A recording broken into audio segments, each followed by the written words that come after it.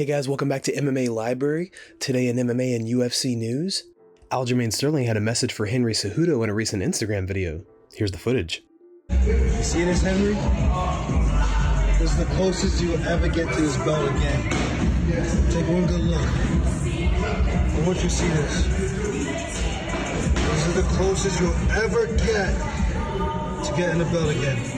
Don't ever forget it.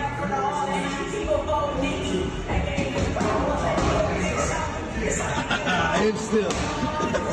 Dana White is back this week with an all-new recipe. Let's check it out. What's up, everybody? It's Friday here at UFC headquarters, and today we'll be trying the bologna pie. In a food processor, add bologna and mayonnaise, pour it into a pie crust, and top it off with mustard. Oh, that's freezing cold, too. Oh, gross. This is gross. All right, here we go. The bologna pie.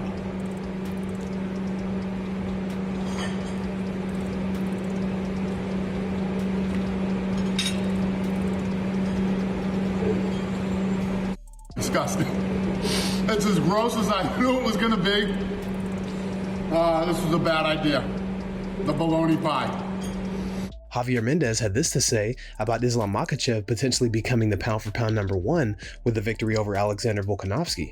I'm expecting a great fight between two great fighters, and I expect at the end of the day, Islam Makhachev is going to be pound for pound the best fighter in the UFC, or in the world actually, pound for pound, after he beats Alex, which is what I'm expecting to do, but not like people are thinking, like any kind of finish. I don't like that. It's going to be a 5-round war, and Alex is, a lot of times, think about this, right? Everybody say, well, Alex is moving up in weight and this and that and this, that, but how much weight is it really? It's only 10 pounds. It isn't like light heavyweight and middleweight. There's a 20-pound difference there. This is only a 10-pound difference. There's not that much of a difference like people are thinking. So Alex, the only thing Alex is, he's got shorter. He's shorter, but look at his arms are probably longer. He probably has a longer arm span than we do. So we may not be in that department where we lead, just in the height department. But stylistically, do you think that Alex will be the toughest opponent that Islam's ever fought? I don't know. I'm not sure he is the toughest. I mean, based on what's on stake, I would say yes, based on that. But is he really? I don't know. Chael Sonnen advises Leon Edwards to find an easy opponent to face off against at UFC London if Kamaru Usman still has not recovered from hand surgery. Leon Edwards at all times has the same responsibility that every other fighter has, which is to get the biggest paycheck against the easiest opponent, and he's the one who should be manipulating this right now. He should not be sitting back if he hears the rumor that Kamaru's got the thing on his hand. Leon, within 2 degrees of separation, can get a hold of his teammate at Sanford MMA and find out about this wrist thing. He can go right to the UFC. He could get an answer. Here's a rumor I'm hearing, do I have him? If any of that sounds shaky, he should instantly be invoking the plan to find the easiest opponent. He should be the one who's creative. He wants to go on our 3-piece and a soda. That is very low-hanging fruit. That is not going to be anybody's first or second opinion, but that doesn't mean that it isn't going to be an option. It's still possible. Daniel Cormier believes Jake Paul will actually fight in the PFL. Here's what DC had to say in a recent video. Jake and I have had some run-ins, but when I started talking to him and I'm messaging him, he's a kid that's very respectful. And we had respectful conversations. We really did. We didn't argue. We didn't fight. He was a kid that he has an idea what he wants to do. Now, these kids today are different, right? They aren't gonna. It was like Adesanya with Jones, whereas I would kind of hold back.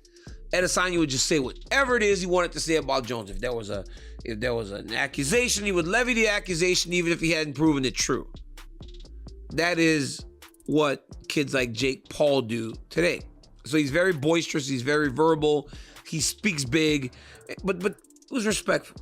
But will Jake Paul actually fight in the PFL? A lot of boxers say they're going to fight, but they never actually do. Here's the thing about Jake Paul, though.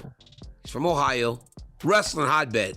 Ohio has some of the best high school wrestling in the entire country. We've gone there, we've won there, we've lost quite a bit there with my Gilroy Mustangs. Jake Paul was a high school wrestler there. So was his brother Logan. They weren't bad. They weren't bad. So although it seems as though Jake Paul does a lot of things to drum up interest, I believe this one he'll actually fight. Bryce Mitchell recently opened up about his loss to Ilia Topuria. This was Bryce Mitchell's first loss in the UFC, and he believes his poor performance was the result of fighting off the flu. Here's what Mitchell had to say. I know I can do better. And after thinking about it and knowing how much better I could have done, yeah, I've got a different opinion on the fight. Mm. So you've talked about, you were on your Instagram talking about the flu. That's what you're referring to, yeah? Is it basically you weren't yourself in that fight? No, dude, I was jacked up. That wasn't me at my best. And I don't know, man, I had a lot of circumstances, going on. And people don't really see all the stuff that the fighter is contemplating before the fight, what the factors are and this and that. And I just don't think I was at my best, And honestly, I had a couple $1,000 in my bank account. And they told me that, you're not going to fight again.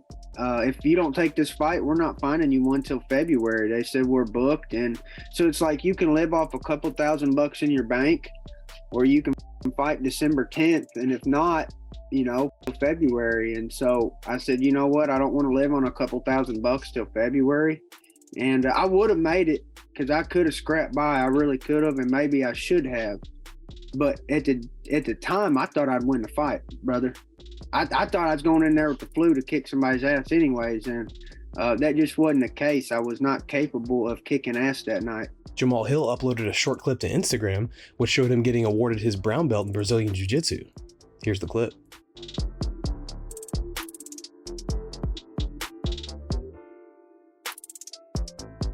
Belal Muhammad had this to say about training with Khabib when he was preparing for his fight against Sean Brady. So every day when I was training with those guys for 4 weeks, 5 weeks, it was like it was a fight. It was a different feel. So every day felt like it was like I was in the octagon. And then having a guy like Khabib, who I look up to and I think of as the GOAT, and he's sitting there watching me, it makes you think like, dude, I don't want to mess up in front of this guy. I don't want to embarrass myself in front of this guy. I don't want to look weak in front of this guy. So it just makes you push yourself that much harder. And I think I leveled up so much that whole camp with those guys that when I got into the cage with Brady, anything he threw, anything he had done to me, it wasn't going to affect me in any way because I knew what I went through in that camp. And I think that I was just on a different level than anybody could have expected. That's amazing. It really is. And to see people like yourself and the whole world, how highly they revere Khabib, you know what I mean?